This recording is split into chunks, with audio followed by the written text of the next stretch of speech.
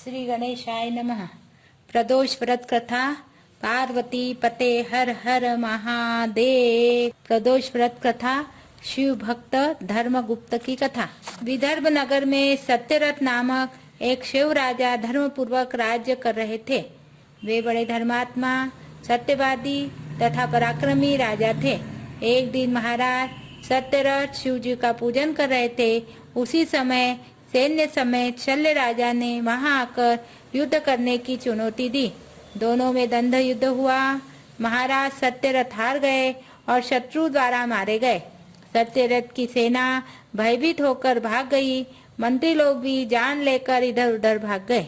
उस संकटापन्न समय में महाराज सत्यरथ की गर्भवती महारानी बेचारी शोक संतप्त मना होकर शत्रुओं के भय से रातों रात अंतःपुर से अकेली भागकर किसी घोर वन में जा पहुंची और मन में शंकर जी का ध्यान करती हुई रात बिताकर प्रातःकाल होते ही एक सुंदर सरोवर के तट पर पहुंची।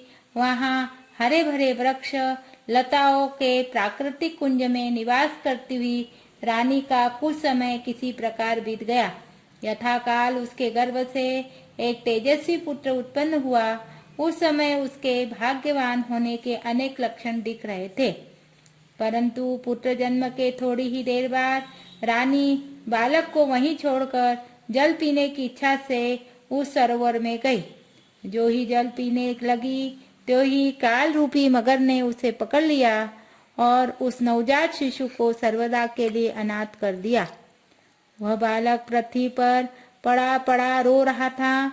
उस निर्जन वन में उस बालक का कोई दूसरा सहायक न था। हाय देव दुर्बल घातक! उस बालक का रुदन सुनकर उस वन के पशु पक्षी भी मन ही मन प्रारब्ध को धिक्कार रहे थे। इसी बीच अंतर्यामी दयालु भगवान शंकर जी की प्रेरणा से वहां एक भिक्षुकी अपने 1 वर्ष के बालक को लिए आ पहुंची।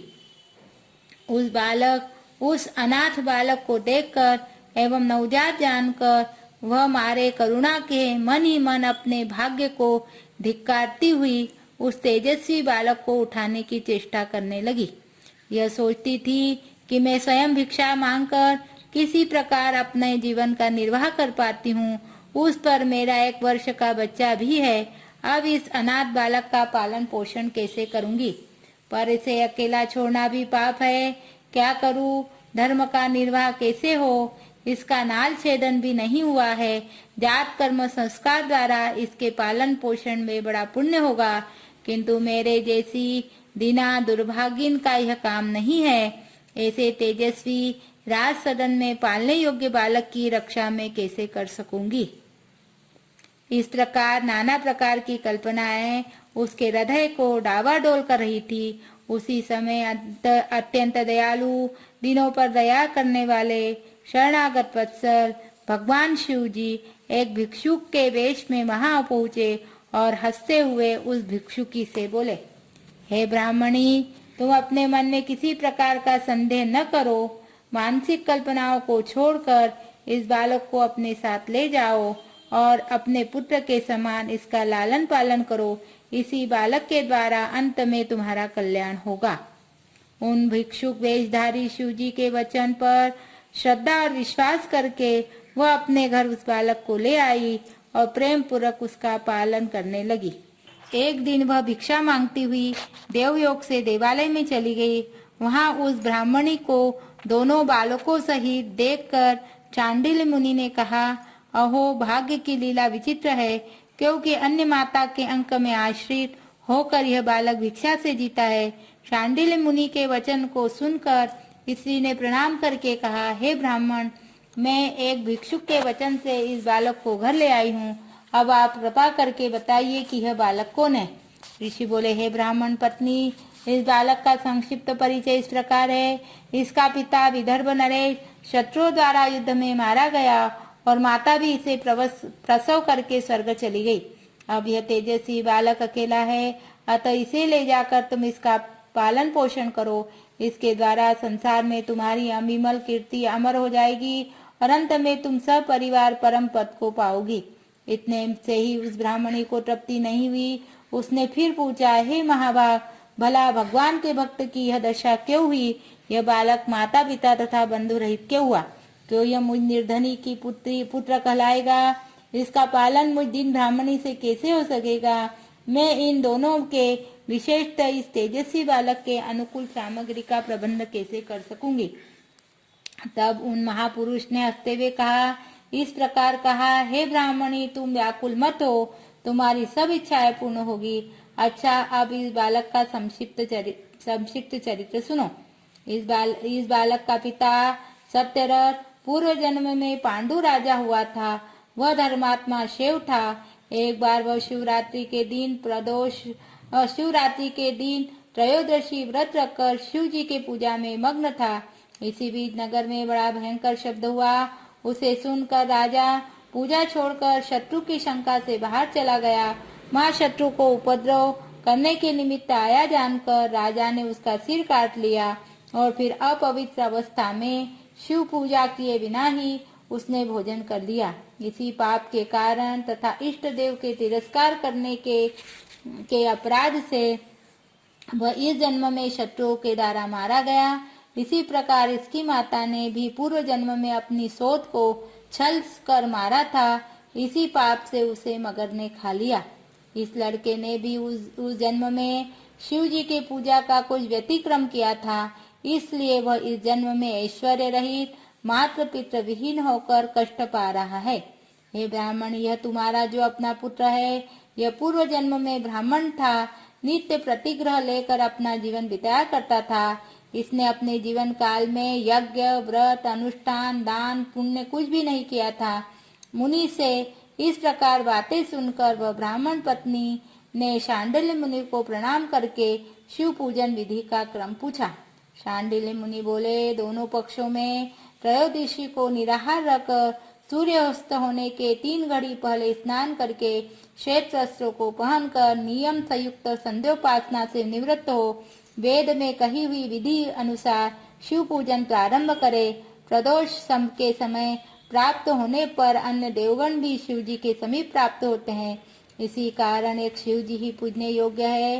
विधि पूर्वक शिव जी का पूजन करने से सब देवता प्रसन्न हो जाते हैं। अतएव अपने हृदय रूपी कमल में करोड़ों चंद्रमा के समान श्वेत त्रिलोचन भालचंद्र पीले रंग के जटाजूट धारण किए हुए, व्याघ्र चर्म को पहने हुए और रत्नों के सिंहासन पर बैठे हुए शिव जी का और उनकी ओर बाई ओर बैठी हुई पार्वती जी का ध्यान करना चाहिए।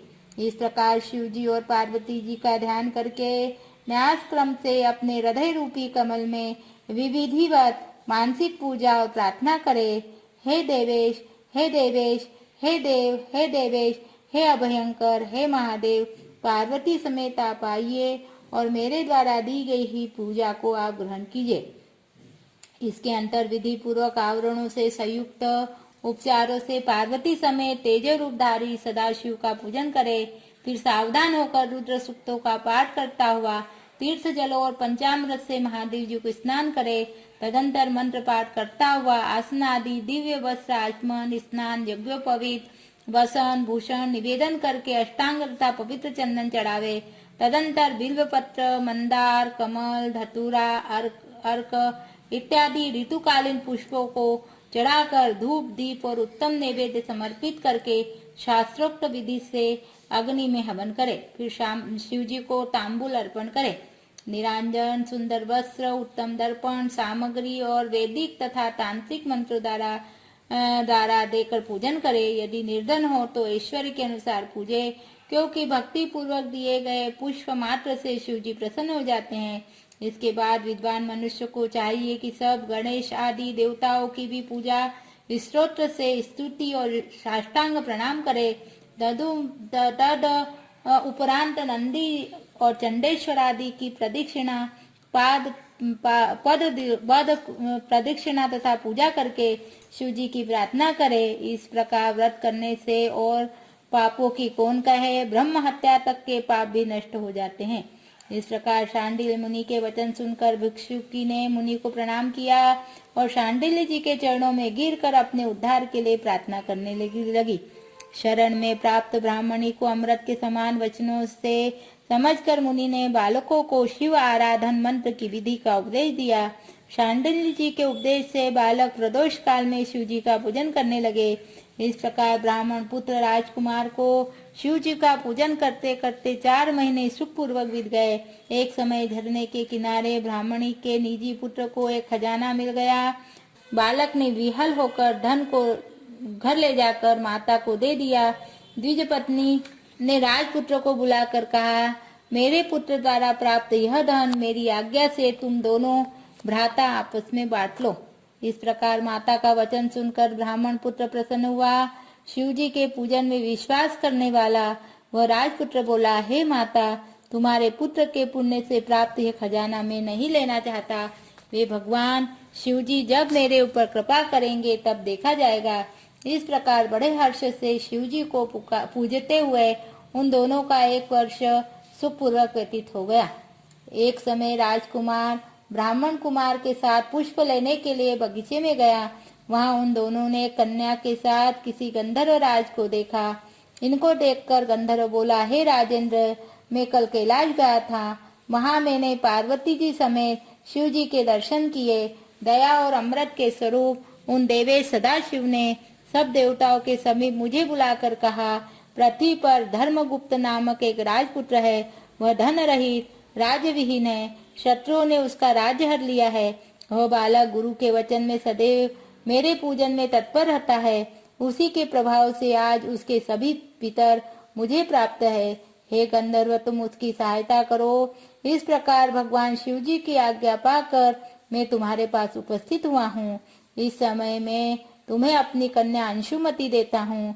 शिव जी की आज्ञा से तुम्हारे शत्रुओं को मारकर मैं तुम्हें तुम्हारे राज्य पर बैठा दूंगा। उस नगर में